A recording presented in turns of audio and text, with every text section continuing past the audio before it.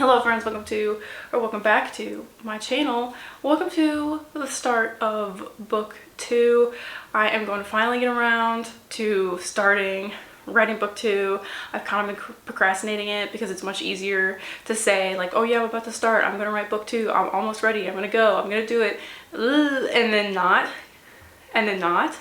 So I was like, let me start this vlog, let me force myself to get going. I literally just have to like start putting words on paper. I have almost done all of like the brainstorming or the researching or the context or whatever. So I really can't put it off anymore, but it's just hard to get going again because it's like running a marathon, and then at the end of that marathon, which would be the first book, at the end of that first book marathon, you find yourself at the start of the next marathon, like no break basically.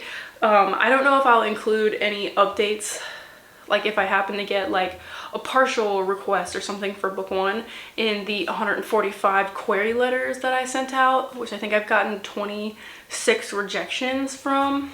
If anything like that happens while I'm filming this, maybe I'll put it in here. I really haven't decided, but I just had to come on here and get this video started so I can really force myself to sit down and get to it. So let's get going. Who's in the bed this morning? Good morning. Good morning. Cortana's already dead. Oh, I thought that was the last one. Actually, no, that's not new. Scratch that. This is all new. This is the bad guy. This is all. Okay, I finally finished the Snowflake method, which took me, I don't know, like 3 days and several hours technically dispersed into everything, because I ended up writing probably like 8 physical pages. You can see my handwriting is trash, but you can see them right here. This is kind of the whole thing. So basically, if you haven't heard of the Snowflake method, which I had not before I started, I just like ran across it online on like Readsy somewhere or something. And basically you start with one very short, not too detailed sentence. So I'll read you the sentence that I started with so you can get an idea. A professional women's volleyball player convinces her best friend to fake date. That is the very high level overall. Then what you do is you take that sentence and you break it up into more detailed sentences, and you write 5 more sentences that are more detailed about that one. Then you review your characters, just generally, what do they look like, where are they from, what are their motivations, what is their inner conflict, what is their outer conflict. And then step 4 is taking your 5 sentences and expanding that even further into more than a 1-page synopsis. And then it's a lot of steps.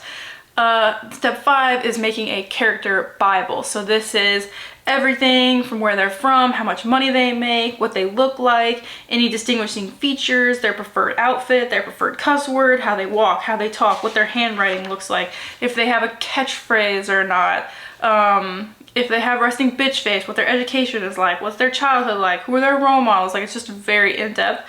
And I will say that this for me was very, very easy for my male main character, because he is like more real, he's more fleshed out to me in my head, because he's just a culmination of a lot of people that I know from Wisconsin, or my time in Wisconsin. He is very, very inspired and fleshed out by that.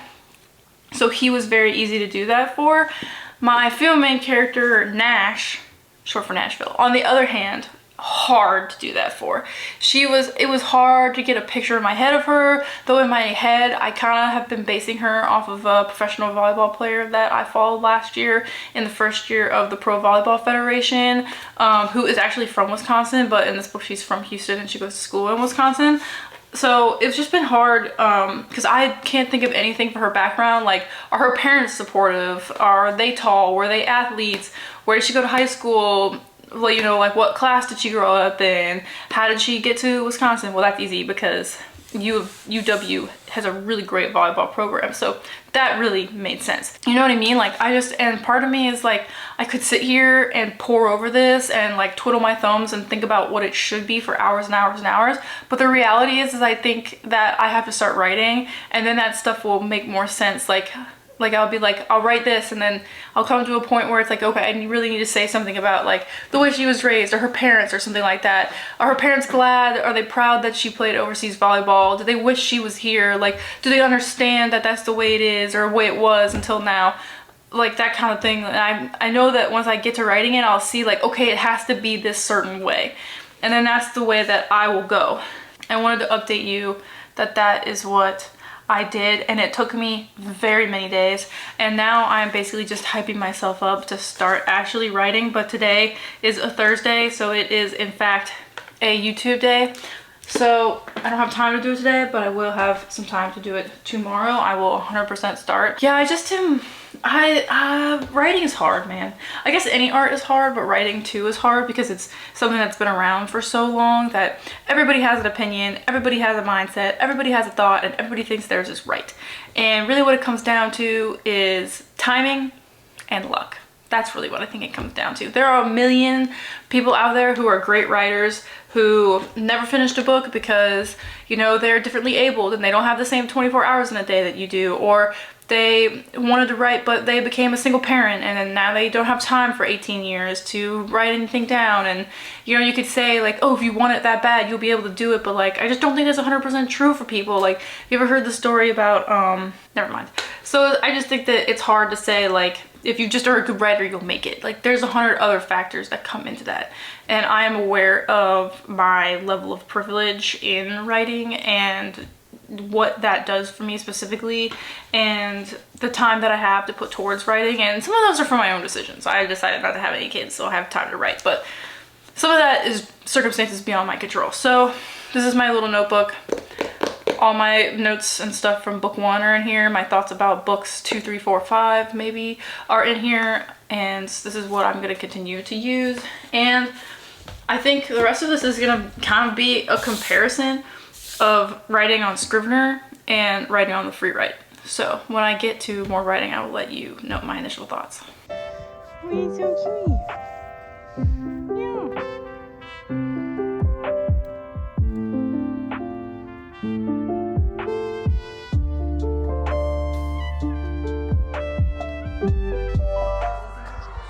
Yeah, duck bear.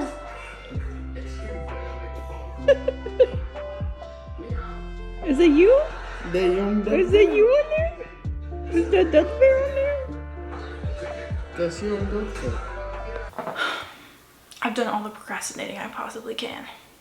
I researched volleyball leagues, both in America and internationally. I watched tens of interviews with defensive ends on various teams. I looked at all of the Pro Volleyball Federation teams for the 2025 season and flipped through their rosters looking for inspiration. I did the Snowflake method, which took me several days, and then I just quickly jotted down a scene list of things in my head that I know that I want, and I can just start with those and fill them in later in between. My problem right now, well, I have two problems. I have a problem with this book that I haven't even started yet, and I have a problem with the other book, which is theoretically done. But my problem with this book, book 2, is that I don't know where to start with the book. I have like 3 ideas for beginning scenes, and I don't know which one makes the most sense or gives the most context. I think I'm just gonna write all 3 of them. And later on, when I finish the whole thing and I go back to the beginning, or I finish halfway and then I decide things needed to be changed, I can go back and pick which one and then maybe make them sequential. If I like all 3, I can just put them boom, boom, boom, chapter, chapter, chapter. Or I could pick one and eliminate the others as needed. And then, so it's kind of a very rough outline right now, but like they're just very short things, and the scenes obviously will be extrapolated on. So I think that's what I've decided, because otherwise I'm gonna sit here forever and twiddle my thumbs about like, where should this book start? What's the most perfect place for this book to begin? It doesn't really matter. All that matters is it does start. And that's what I'm getting down to, because it just has to go at some point. You know what I mean? Like, I have to be ready at some time. And today is the day. because I'm running out of time because I have to paint next week. The second problem I'm having, which is the problem with the first book, which as you know is being queried at this time, is that I got some more reader feedback and they don't like my prologue. Not that they don't like it, but they said that they've listened to a lot of like podcasts and stuff with like literary agents who all say that they hate prologues. And so I kind of went like into a spiral, and I was like searching on Reddit for them and like reading other people's experiences and like reading listicles about like when you should have a prologue, when prologues work, when prologues don't work, when we should have one, when you shouldn't have one. Do literary agents really hate prologues? If you're querying and it says first chapters, do you include the prologue in your first chapters? Like, I went down a rabbit hole. And to be honest, I still have not decided. I have about a day and a half to truly make up my mind because I'm kind of running on a tight deadline for this, because on Sunday we are going to a Tessa Bailey author signing meet and greet thing for her new book release, and I am planning on giving her like 50 pages sample of my manuscript like in person when we like do our little like meet and greet time. And I want to know, because like this is a very important one because her agent takes only referrals, so I was hoping that if I could get my sample in her hand that I would have either a shot at her feedback as a published author or a shot at being referred to her agent and being able to say that I was a referral to the agent, which would put me like way ahead of the curve on any of these other random agent query letters I've been sending out. So I have to decide by Sunday if I'm going to include the prologue, not include the prologue, or make it chapter 1. So like those are my options. I could make it just chapter 1 and just leave it the way it is and just say chapter 1 instead, so I shake whatever the negative stigma of the prologue is. I could cut it entirely and see if the book makes sense without it, or I could just say screw you internet experience and opinions. I don't think it's that big of a deal if I have it, because like if an agent gets it and reads it and is like, I like your writing and I like where your first chapter goes, I just don't think that the prologue is necessary, I'll be like, boom, done, can it, I don't care, trash it. I don't care, like I'm if that's what it takes, then that's fine. If that's your professional opinion, I trust you. So that's kind of where I've been like floundering for the past like 2 days, both in book 1 and in book 2. So it's kind of interesting that even though the first book is finished and the second one is not started, I am mulling over the beginnings of both of them, even though I'm in 2 very different places in book writing for each of them. So I'm going to get this going. I have to decide. I don't know. It's hard because it's like everybody has an opinion, and it's just like very stressful because like there's only a certain amount of agents out there that are interested in a book in your genre, so you only have like X amount of like attempts to get an agent, and there's a whole bunch of speculation online of like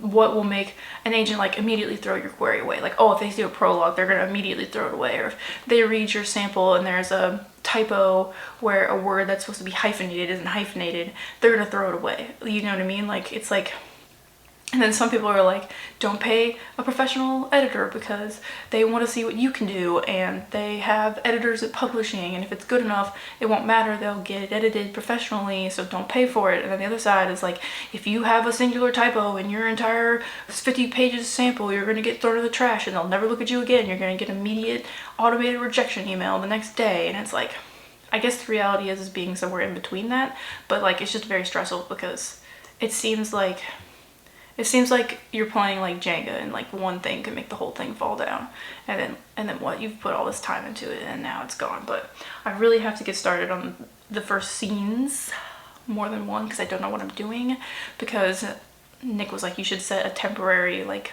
not a hardcore date to be done, but like I would like to have the first draft however sloppily written by this date, and I think we decided on July, and that includes like the 4th of July, and that includes like times that my parents have projects for me to help with, because like I'm not working, but every now and then my parents need help So I've been helping them out, and so far they haven't needed me, but next week they want to paint a house. So I'm just gonna be for 1 week painting. So like next week, this is gonna be a standstill. And I guess it would be nice if I can write all 3 of these scenes before I go, because then while I'm painting, I can have time to like mull over them and like think about which one works and like where I want the story to go based off of those like first scenes. Okay, enough rambling.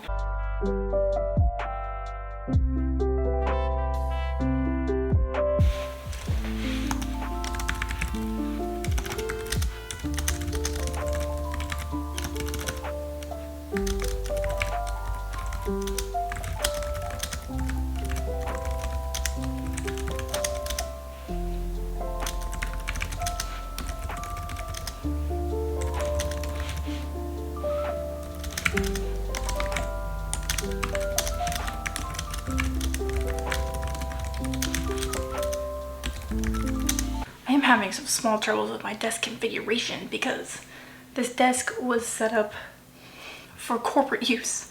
You know, like dual monitors, like a little stand for my laptop and an extra keyboard. But now I have my laptop, which I prefer to use like as just its own screen, because I don't find that the MacBook screen extends that good onto a Windows like monitor.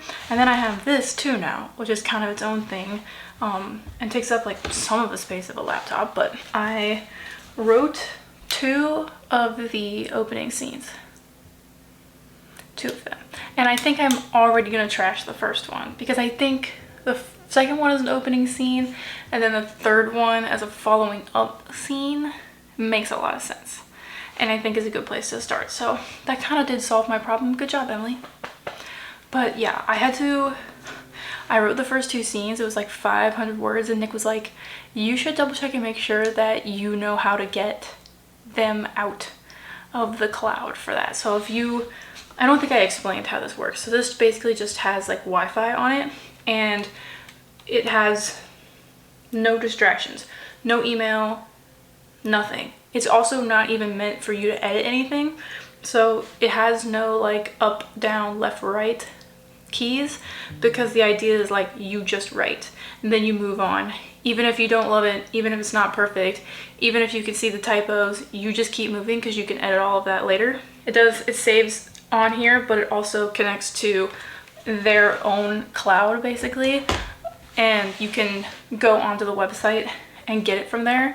And I was like, okay, well I still want to do like my editing in Scrivener, because A, I already paid for it, and B, the way that that is organized in chapters, and then within those chapters scenes that are not like by pages but however long the scene is, and then the way that you can easily compile them from there, either to save elsewhere to not lose it or to print it all out, which is how I like to do my editing.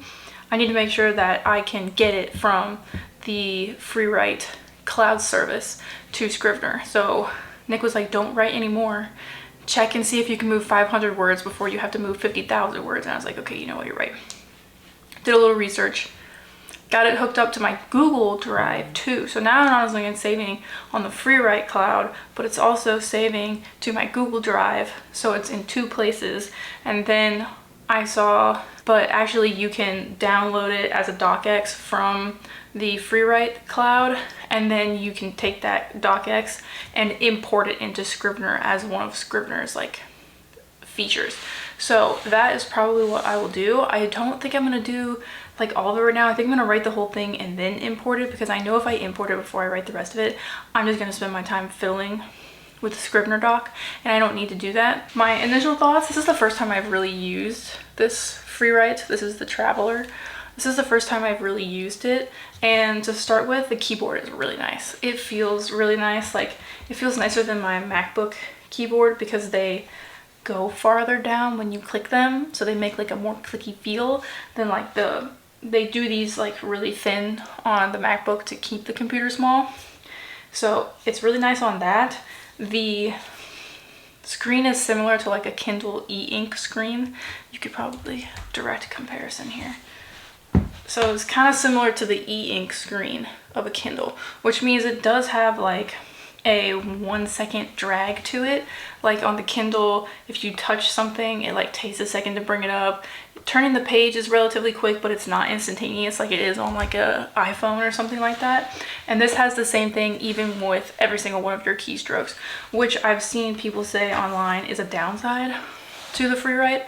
But since I'm used to the Kindle, and since I'm a fast typer, I don't really think that's a downside for me. The only thing that makes it hard to, I don't know, not hard to use, but like makes it hard is like, it's hard to see where you are because the cursor is like not regular looking. And since it has a 1 second delay, if you want to go back a couple spaces and you just click it, you know, it takes you back like one more than you think it's going to because it has that delay. So you keep going, but it's not there yet.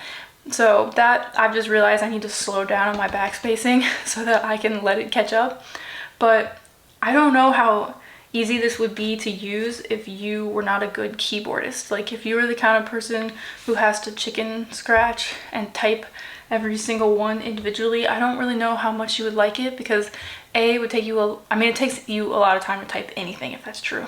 But also, I think you would be pretty annoyed with how much you have to backspace, and then like the backspacing when you're one behind but you're not ahead yet or whatever on the screen, that might be annoying. But I type like 70 words a minute, so it's pretty easy for me to use, especially when I'm just thinking in my head of like, because my fingers work relatively as close to my brain, like speed wise, like I can think what I want and type it, and like as long as my thinking's not going too fast and pushing my hands too fast to make mistakes in my keyboarding, then I'm pretty happy with it so far.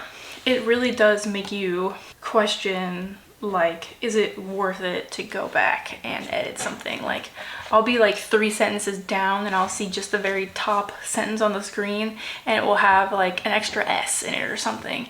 And I'm like, oh, I want to fix that. But then it's like, they make it, not that they make it so hard, but because they're trying to keep it simple and simplistic, that, and make it more of like a creative flow writing thing and not an editing item technology software, it really does make you think like, do I want to go all the way back up there just to get rid of that S, or do I just want to move on?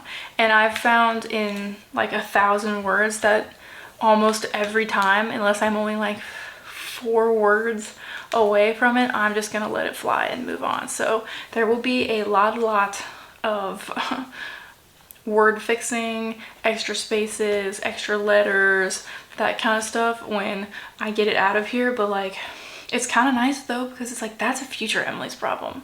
Today, Emily's problem is only just getting a rough draft. All the rest of that is future Emily's problem, and I don't really mind it. The other thing I had to do, I didn't realize, I had worked on some of the character stuff.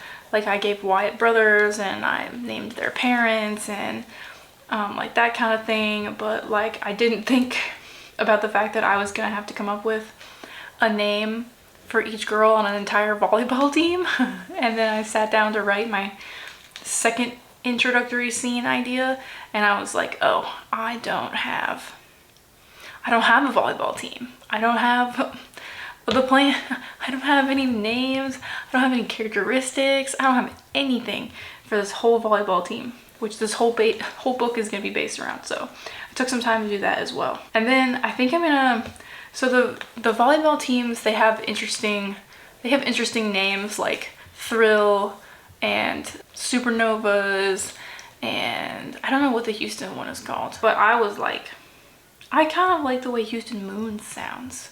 I don't know, it seems like, it's not like action-packed like Vegas Thrill or anything like that, but it does, or Omaha Supernovas or anything like that, but it does have a certain je ne sais quoi about it. Like the moon is like known to be feminine, it's bright, it's powerful, it pulls the tides. Like I kind of like the idea of that. And then also you have like Houston is Space City. Of course we have the Astros, which I'm like 99% sure is short for astronauts, but not 100% sure. And then like obviously, I don't know what was the because Houston used to have a women's professional basketball team, a WNBA team. Houston WNBA.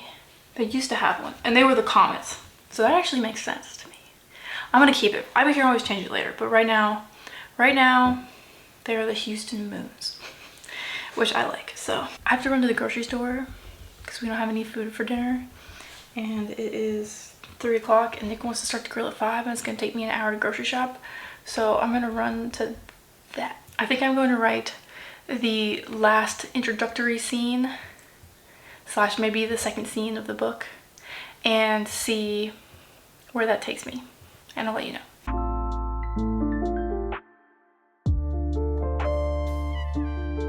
Alright, I think I finished the last of my 3 possible opening scenes. I feel like this one's the longest, but I don't know if that's true because it's all just like one connected. But total for the day, 1,595 words. 1,500 words. Not bad for a day when I did a lot of procrastinating because I didn't know where I was gonna start, and then I decided to just start with everything. So that's really not bad. I don't know, now that I've written all of them, I feel like really any of them could work, and I probably would just leave all of them, and when I edit I will maybe extrapolate on what's there, because I really need, it's like now I've written the other thing and I feel like it's leaning towards that too quickly, so I feel like the first chapter needs to be longer. But then yeah, I don't know, this is gonna be, I forgot how exhausting it is to put things out instead of just take things in. I forgot how tiring that is and how high of a hill it is to climb from the bottom. But 1,595 words this week, and the Snowflake method and the prologue crisis and learning how to use the free write and deciding if I like it. That all together, not bad for the first like week or so of writing a whole new book and starting all over again. But I'm definitely going to keep these up. I'm going to call them writing vlogs, but I don't necessarily think they're going to be weekly, because what I really think is that they are going to be like, I'm going to cut them off on time. Like, I talk a lot, so I don't want these to get out of hand. If I do like a long week of a lot of writing, it's going to get very lengthy very quickly. And instead I'm just gonna pick pieces of things like Snowflake method or prologue issues or character definitions or whatever, and I'm gonna pick those out and I'm gonna collect them together when I feel like I have enough of things. So I hope you enjoyed this video. I like keeping the reading and the book separate, because it's like if you're not interested in the book, you can just watch the writing. If you're not interested in the writing, if you're not interested in the reading, you can just watch the writing. If you found me after I changed my name from RealReaderEmily to just Emily May, because I wanted to make this like an author in reading space, which has been fun so far. But yeah, also because then it's nice because I can theoretically film 2 vlogs at one time, which is helpful. Please comment down below. Actually, I don't even know what you would comment if you commented anything. Maybe like the little pen with like the pointy tip, like the really nice pen that you write like really fancy cursive with. If you want to leave a note and you don't think of anything that you want to leave, you can just leave that. And I hope you're having a great afternoon, day, or night wherever you are, and I'll see you again in my next video. Bye.